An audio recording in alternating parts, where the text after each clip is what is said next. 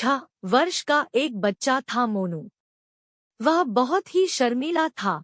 उसका शर्मीलापन इतना ज्यादा था कि उसे खुद ही अच्छा नहीं लगता था।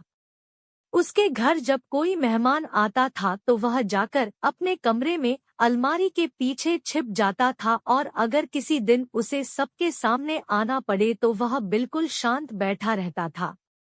किसी ने अगर उसका नाम पूछ लिया तो सिर को झुकाकर ऐसे दिखाता था कि उसने कुछ सुना ही नहीं, और फिर भागकर बाहर चला जाता था।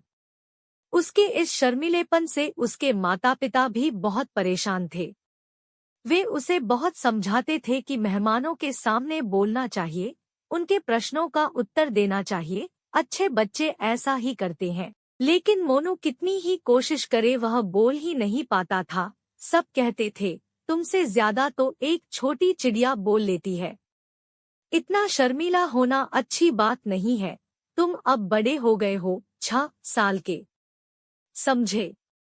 ये सब बातें सुनते सुनते मोनू एकदम परेशान हो गया था। आखिर क्या करूं मैं?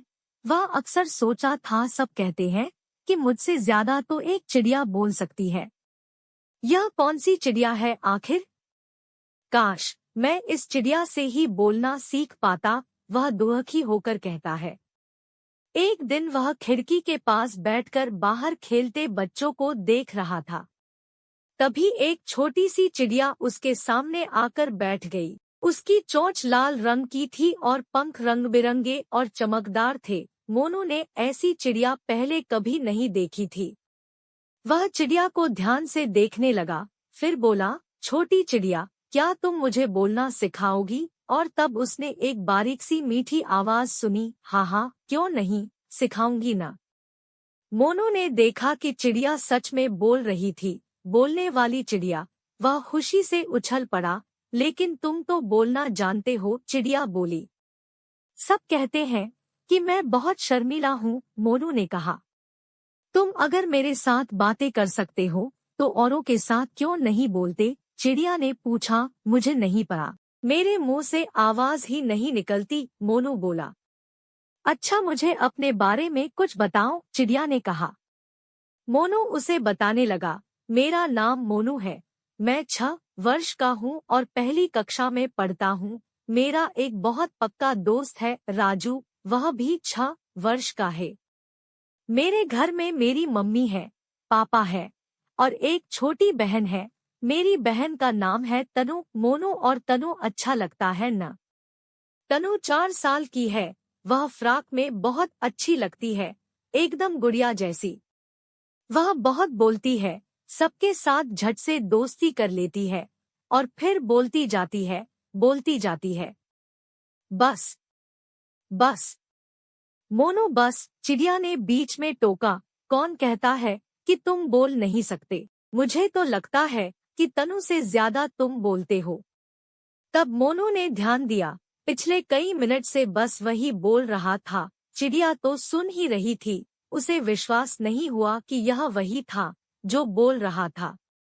उस दिन के बाद कई दिन तक चिड़िया रोज आती रही। मोनू ने उसे नाम भी दे दिया था, चिंकी। चिंकी और मोनू की दोस्ती बड़ी गहरी हो गई थी। धीरे धीरे मम्मी पापा ने मोनू के व्यवहार में अंतर महसूस किया। उसका शर्मीलापन कम हो रहा था। वह अब सबसे मिलता था और बातें भी करता था। सच में एक चिड़िया ने ही उसे बोलना सिखाया था। फिर एक दिन आया जब सबने उसे शर्मीला कहना छोड़ दिया।